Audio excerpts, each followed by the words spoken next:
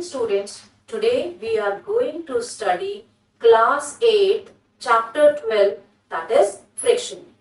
In this chapter you will be able to study the friction, you will be able to define friction, what are the factors on which friction depend, how the friction can be increased or decreased, in which situation friction is advantageous and disadvantageous, and in the end what is the fluid friction. So you will be able to answer all the questions related to these topics. So what is a friction? A friction is a force which opposes the motion of the object over the surface, and this force of friction always acts between the object and the surface. Just see the first figure. In the figure there is a block which is kept on the surface, and this object is pushed from the left hand side. So when we push the object, a force comes into existence which opposes the motion of the object. This force is called as force of friction. So here you can see the direction of motion and the direction of force of friction are always opposite to each other. So this is the reason the object stops when we stop applying the force. Now see here, the example of the force of friction is the ball which is rolling on the ground. So what happens to this ball? This ball gradually slows down and comes to the rest. Why this ball comes to the rest? This is because of the force of friction. And where this force of friction is acting?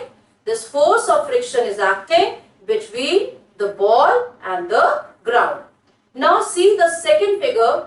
If the cyclist stop pedaling a bicycle, what will happen? It will gradually slows down and come to stop. Again, this is happening because of the force of friction which is acting between the wheel and the road. Now, what are the factors which affect the force of friction? So, friction depends on two factors, and they are: first is the nature of the surface in contact, that means the smoothness of the surface, and the second factor is how hard the surfaces are pressed together. So let's see the first factor, that is the nature of the surface in a contact. So this can be verified through an activity, and what is done in the activity?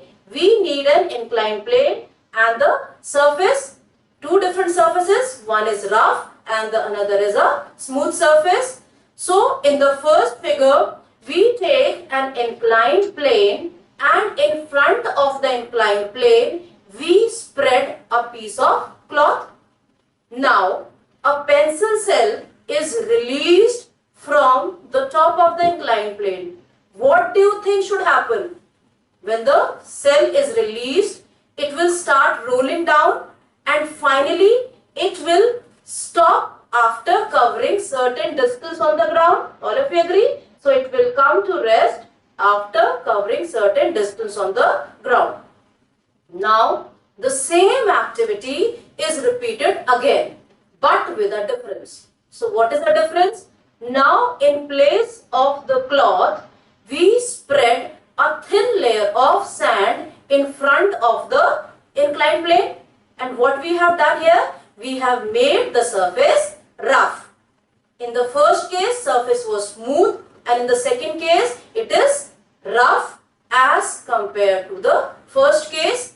Again, the cell is released from the top of the inclined plane, and finally it comes to rest after covering certain distance. So do you notice any difference between the two figures?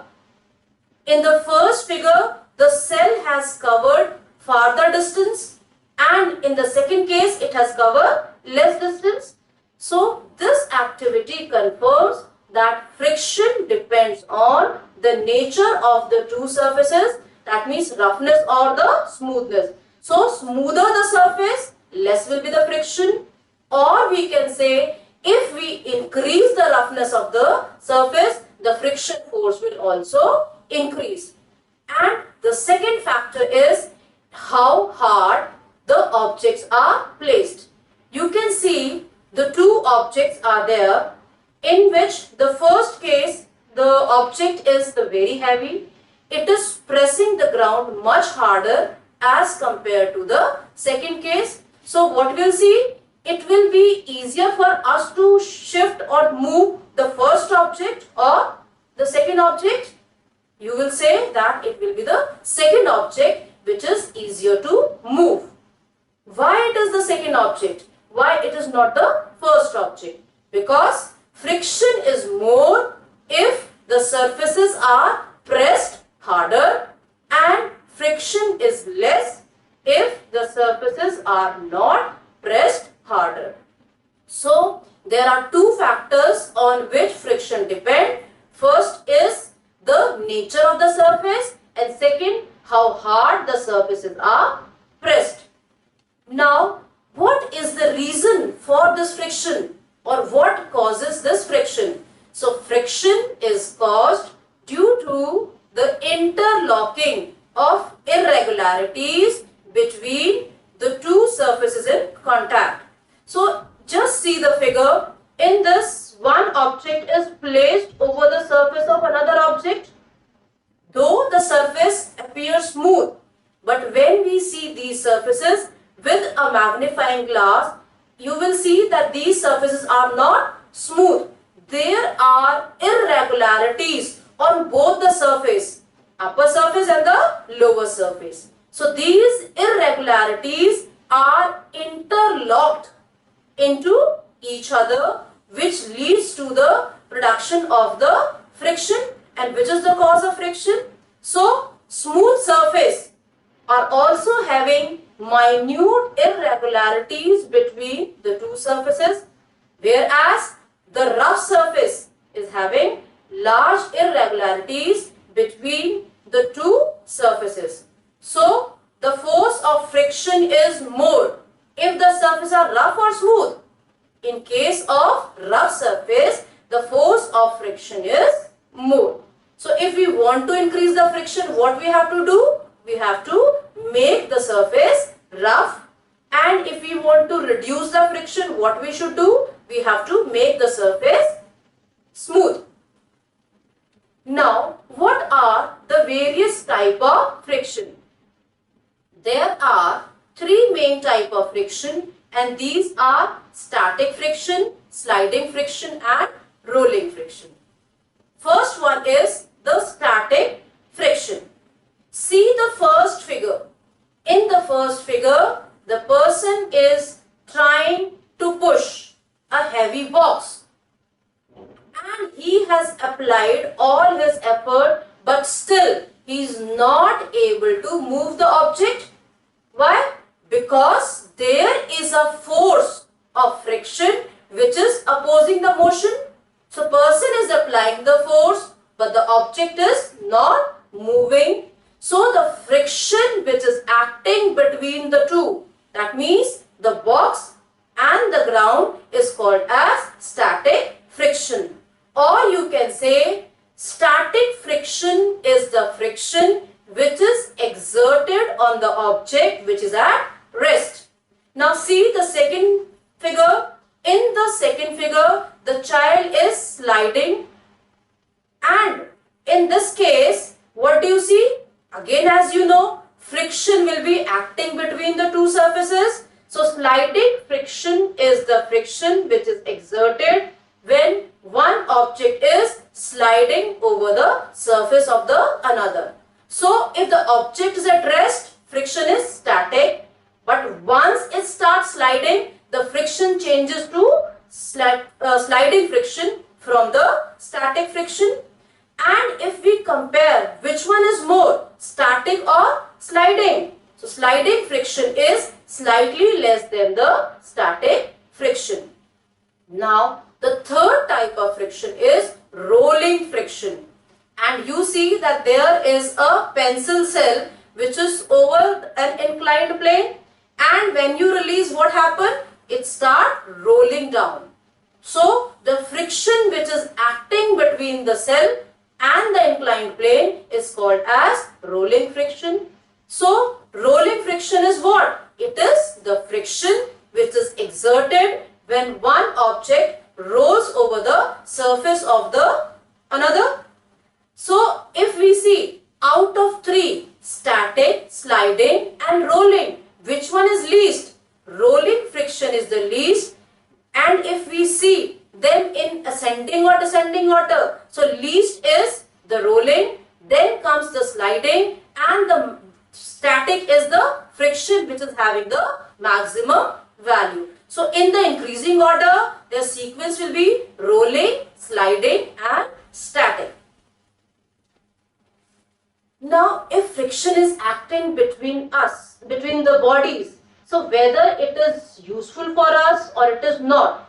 So in certain situation, friction is useful or advantageous. In certain situation, it is harmful or disadvantageous. So we say that friction is a necessary evil. We cannot do without friction, and friction is also harming us. Now we'll see where friction is useful in our day-to-day life activities. So if it is possible to hold a tumbler due to the friction between the hand and the tumbler, or you can say if we take a tumbler and we dip it into the oil and try to hold it, will you be able to hold the tumbler? You will not be able to hold the tumbler. But if it is a normal tumbler, then you will be able to hold. Why you are able to hold? It is because of the friction between the hand and the tumbler. Same way, the friction which is acting between the feet and the ground help us to walk on the ground. It is also possible to write with a pen or pencil due to the force of friction which is acting between the pen or pencil and the paper. It is possible to write on the blackboard due to the friction between the chalk and the blackboard. So friction between the tire and the road helps the automobiles to move on the road. Friction between the bricks helps in the construction of the building. So in all these cases, friction is useful for us. So friction is necessary for us. Now see certain situation where friction is undesirable. We don't want friction. So, and these are, first figure is showing the sole of the shoe wear out due to the friction between the sole and the ground. The tire of the bicycle and automobiles wear out due to the friction between the ground and the tire. You might have seen the steps of the staircase and foot over bridges in the railway station wear out due to friction. You have also noticed that the knives and the razor lose their sharp edges due to the friction. So what friction is doing here? It is causing the wear and tear or the damage to the appliance or the building or the material, and it is wasting the lot of energy which can be used to do the constructive purpose. So here friction is undesirable. Now when friction is necessary for us, we need that friction should act. So how we can increase the friction? So friction can be increased if we increase the roughness of the surface in contact. Now see, the sole of the shoe in the first figure, sole of the shoes are grooved to have a better grip on the floor. How this grip is increased? This grip is increased by making the groove on the sole of the shoes, which is increasing the friction. Similarly, the tires of the vehicles are threaded. A pattern is made. They are being threaded to increase the grip on the ground. And the brake pad on the vehicle are also rough to stop the moving vehicle when brakes are applied. So here friction is playing a very important role. If friction will not act between the wheels and the brake pad, the vehicle will not stop. So here friction is required. And in the last figure, the gymnast has to apply some coarse substance on their hand before performing any activity. And why they are doing? They are doing it for a better grip. They are using a powder to increase the friction between their hand and the surface. Now, when friction is not required, how it can be reduced? So, friction can be reduced by using the lubricants. It can be in the form of powder, oil or a grease. Or what we can do is we can use rollers or the wheels or the ball bearings. So, how these powders or oil and grease are helpful in reducing? See, in the first figure, the children are playing the carom board, and what they do? They sprinkle the powder on the carom board. So what this powder is doing?